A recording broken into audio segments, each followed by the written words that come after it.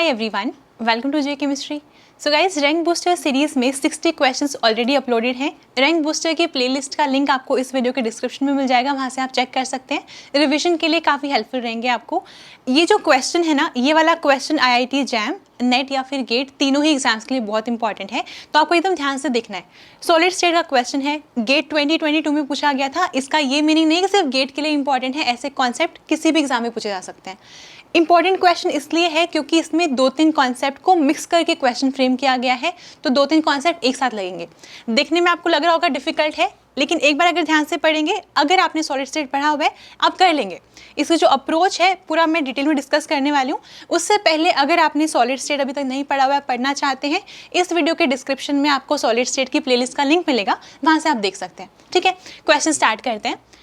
3 different crystallographic planes of a unit cell of a metal are given below. आपको दिख रहे हैं, ठीक है, प्लेन्स आपको गिवन है यूनिट सेल के। Solid circles represent atoms. यहाँ पर जो आपको ये सॉलिड सर्कल्स दिख रहे हैं, ये एटम्स को डिनोट कर रहे हैं। आपको बताना है crystal system of the unit cell. Options हैं ट्राइक्लिनिक, मोनोक्लिनिक, टेट्रागोनल, ऑर्थोरोम्बिक। कैसे स्टार्ट करेंगे? देखो, पहली बात ना, जब मैंने आपको सॉलिड स्टेट यहाँ पे यूट्यूब पे भी करवाया था, तो जब भी आपको ये वाले क्रिस्टल सिस्टम दिखते हैं, इसमें हमें पता है कि हम इसके साइड्स और एंगल्स के बेसिस पे इनको डिफरेंशिएट करते हैं, है ना। जैसे मान लो अगर हम साइड की बात करते हैं, A, B और C।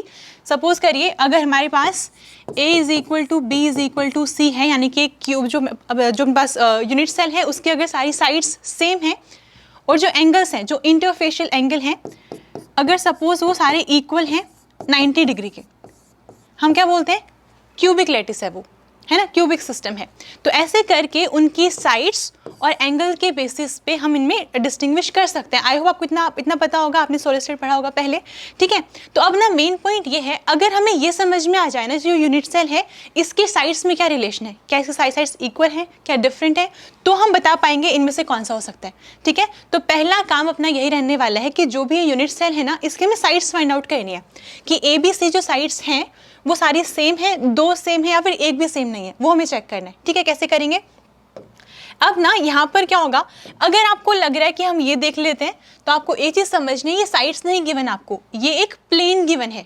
यूनिट सेल के अंदर कोई प्लेन डाला हुआ है, उसके आपको ये डायमेंशंस गिवन है। दैट मीन्स इनको आपको कंसीडर नहीं करना, लेकिन हाँ, इनको जब आप ड्रॉ करेंगे तो आप साइड जरूर निकाल सकते हैं। स्टार्ट करते हैं, ध्यान से समझना। सपोज करिए अपने पास ना ये एक यूनिट सेल है, ठीक है, ये है, इसके अंदर हम ना ये प्लेन ड्रॉ करने वाले हैं एक। देखो, हमें बोल रखा है 110, है ना। अब आपको ना मिलर इंडिसेस का थोड़ा सा कॉन्सेप्ट पता होना चाहिए कि अगर हमें ये वाला प्लेन ड्रॉ करना है तो हम कैसे करेंगे। यहाँ पर ये x की वैल्यू हो गई, ये y की और z की, ठीक है। अगर मैं इस तरह से मान लूँ कि ये मेरी x एक्सिस है, ये y एक्सिस है और ये z एक्सिस है, ठीक है। तो यहाँ पर हम ये मान लेते हैं कि जो हमने यूनिट सेल बनाई ना, यहाँ पे जो क्यूब बनाया है, इसकी सारी साइड्स जो हैं वो लेट्स से 1 यूनिट की है, उनके डायमेंशन कितने, 1 यूनिट है।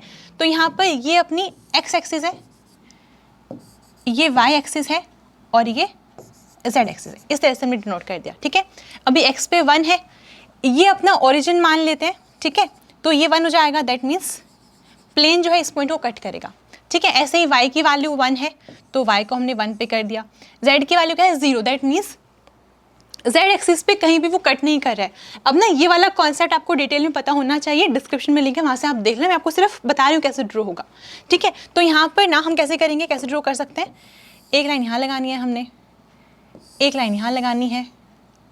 हम बेसिकली बना क्या रहे हैं, हम कुछ ऐसा प्लेन बना रहे हैं जो z एक्सिस के पैरेलल हो, x और y को 1-1 पे कट कर दे, ठीक है। तो वो ये वाला प्लेन रहने वाला है, इसको हम इस तरह से दिखा सकते हैं। ऐसे ड्रॉ कर लो, जो ये वाला प्लेन है ना, ये वाला जो हमने ड्रॉ किया है, इस प्लेन की बात हो रही है, इस वाले की, ठीक है। कौन सा है ये, 110, ठीक है। अब ना आप देखो, आपको ये प्लेन दिख रहा है, ये सेम प्लेन आपको यहाँ पे ड्रॉ करके दे रखा है। आपको दिख रहा है इसकी ये वाली जो लेंथ है वो थोड़ी कम है, ये काइंड ऑफ डायगोनल है, इसका थोड़ा लंबा सा है ना। तो यहाँ पर हम बोलें जो कम वाली वो कितनी होगी, 0.20 नैनोमीटर। तो यहाँ पर हम बोल देंगे कि जो ये है ना, ये वाली साइड इसकी, ये वाली कितनी है, ये 0.20 नैनोमीटर, ये है 0.20 नैनोमीटर। और जो ये हमारा डायगोनल जैसा दिख रहा है हमें यहाँ पर, ये भी तो दिया हुआ है कितना, 0.39, तो यहाँ हमने लिखा 0.39 नैनोमीटर। ठीक है, अगर आप ध्यान से देखें, जो अपने पास ये वाली यूनिट सेल है ना, उसके हम एक साइड निकाल चुके हैं ऑलरेडी, हमारे पास एक साइड आ गई है ना, एक डायगोनल आया है, डायगोनल की जरूरत नहीं है, साइड से काम चल जाएगा अपना। ऐसे ही आपको ये दोनों भी ड्रॉ करने हैं। जिसको ये वाला कॉन्सेप्ट आता है, एक बार आप खुद से ड्रॉ करके देखो, आपको खुद से समझ में आएगा। एक साइड हमने यहाँ से निकाली, एक यहाँ से आएगी, यहाँ से आएगी, फिर चेक कर लेंगे कौन सी सेम है कौन सी डिफरेंट। ठीक है, ड्रॉ करते हैं।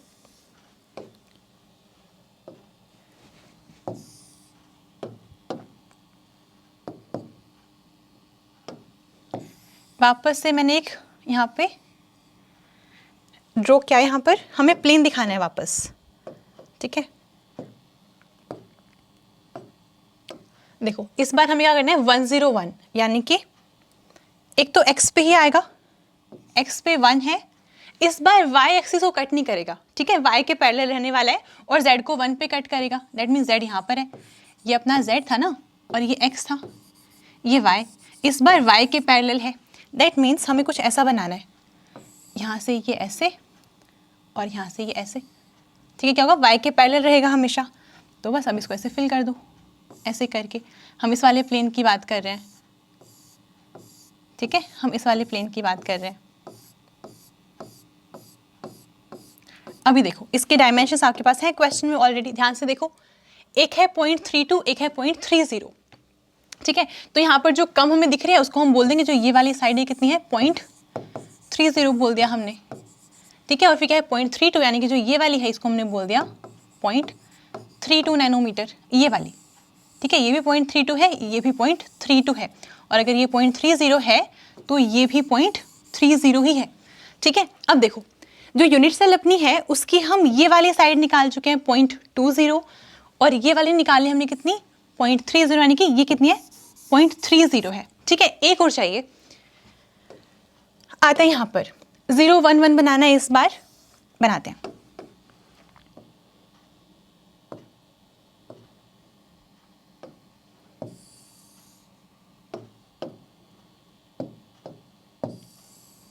ये हमने बनाया। ठीक है, इस बार क्या करना है, इस बार 0, 1, 1 यानी कि जो x एक्सिस है उसको कहीं पे भी कट नहीं करेगा, उसके पैरेलल रहने वाला है।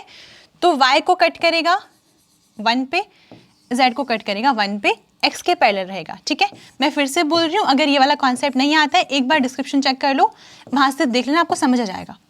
ठीक है, अभी आते हैं यहाँ पर, ड्रॉ कैसे करेंगे, इसको इससे कंबाइन कर देंगे, ऐसे यहाँ से यहाँ कंबाइन कर देंगे, ऐसे करके। एक ये साइड हो गई, एक ये हो गई, ये वाला प्लेन आपको गिवन है, बस इतना ही करना है, हो गया। अब जो ये वाला प्लेन है वो क्या है, x के हमेशा पैरेलल रहेगा, x को कभी भी कट नहीं करेगा x एक्सिस को। ऐसे करके हमने ये प्लेन ड्रॉ कर दिया। अभी जो क्वेश्चन गिवन है उसको वापस देखो एक बार, क्वेश्चन में फिर से इस वाले प्लेन के आपको साइड्स गिवन, एक है कितनी 0.36, एक है 0.25, कम वाले को मैंने बोल दिया 0.25 नैनोमीटर, और जो ये 0.36 से काइंड ऑफ डायगोनल है ना मेरा, ये थोड़ा लंबा होगा, इससे मैं लिखा यहाँ पे 0.36 नैनोमीटर। आप देख रहे हैं ये वाली साइड हमने यहाँ से निकाली थी, ये वाली साइड यहाँ से आ गई, कौन सी आई हमारे पास, अब ये वाली भी आ गई। ठीक है, देख रहे हो, लेंथ आ गई है, ये ब्रेड्थ आ गई, ये विड्थ आ गई इसकी। ठीक है, तो यहाँ पर हम कह सकते हैं, अगर इसको मैं a मान लूँ, सो a आया है मेरा 0.20 नैनोमीटर। ऐसे ही जो b आया है ये वाला, इसको मान लो b कह दिया हमने, इसको a कह दिया, इसको c कह दिया, b आया है 0.30 नैनोमीटर, और जो c है वो आया है 0.25 नैनोमीटर। ये हमने साइड्स निकाल दी। तो अब ना हम श्योर हो गए हैं कि जो भी अपनी यूनिट सेल है ना, इसकी एक भी साइड इक्वल नहीं है, सबकी वैल्यू डिफरेंट है। ठीक है, तो ये वाली चीज़ है, इतना क्लियर हुआ। अब ना हम एंगल के बारे में कुछ नहीं कह सकते क्योंकि हमें प्लेन गिवन है। यहाँ पर अगर आपने ऐसे सोचा हो कि ये तो एंगल 90 डिग्री का ही है, तो एंगल तो सब में 90 डिग्री है, हाँ ये वाला आंसर आ जाएगा आपका, ये आ जाएगा, कोई प्रॉब्लम नहीं है, क्योंकि इसमें अगर आप 90 भी लेंगे तो भी आंसर वही आएगा जो एक्चुअल आंसर है, लेकिन देखने का मेथड गलत है। आप प्लेन के एंगल को देख के सेल का एंगल नहीं बता सकते। ठीक है, तो ये वाली चीज़ है कि यहाँ से हम एंगल नहीं बता पाएंगे, बट एक चीज़ के लिए हम श्योर है कि a is not equal to b, not equal to c है। अब आपको पता होना चाहिए इनमें जो साइड्स हैं उनका रिलेशन क्या होता है साइड्स का। इसके लिए एक ट्रिक होती है, देखो, क्यूट आर, ये देखो ये होती है लाइन, मैंने पहले ही बताई थी आपको, क्यूट आर मदर। इससे हम 7 क्रिस्टल सिस्टम लिख सकते हैं। कैसे? ये क्या है? ये क्यूबिक है, ये क्यूबिक है, ये क्या है? टेट्रागोनल है, क्यूबिक टेट्रागोनल। ओ से ऑर्थोरोम्बिक है, ऑर्थोरोम्बिक, ठीक है। उसके बाद एम से मोनोक्लिनिक, मोनोक्लिनिक, एम को एक साथ ले लो, मोनोक्लिनिक हो गया। टी से है ट्राइक्लिनिक, ट्राइक्लिनिक। फिर एच ई से है हेक्सागोनल, हेक्सागोनल। और आर से है रोम्बोहेड्रल, आर से है रोम्बोहेड्रल, ठीक है। ऐसे करके इस ट्रिक से हम ये लिख सकते हैं। साइड से क्या करेंगे? देखो ऐसे होता है 0 1 2 2 1 0। डिफिकल्ट नहीं है, इसको याद रखना है ना। क्या मीनिंग है इसका? मतलब है number of not equal science.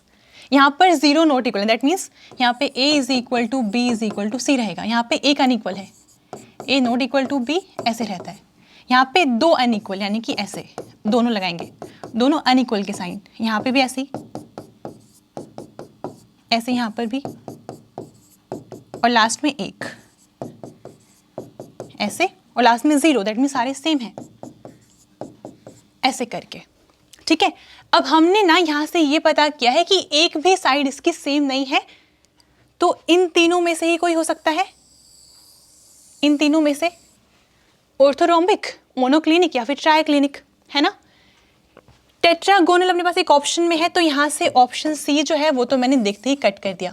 ये क्वेश्चन इतना लेंथी नहीं है अगर आपको सारे कॉन्सेप्ट पता हो तो, क्योंकि मैं आपको हर एक चीज़ डिटेल में बता रही हूँ इसलिए टाइम लग रहा है, ठीक है। तो यहाँ से हमने जो टेट्रागोनल वाला था वो तो हटा दिया, क्योंकि क्या होता है टेट्रागोनल में कोई 2 साइड्स सेम होती हैं और एक जो होती है अनइक्वल होती है, ठीक है। जैसे मान लो ये 0.20, ये क्या हो गया 0.20, ये लेट से 0.25 है, ऐसे होता है।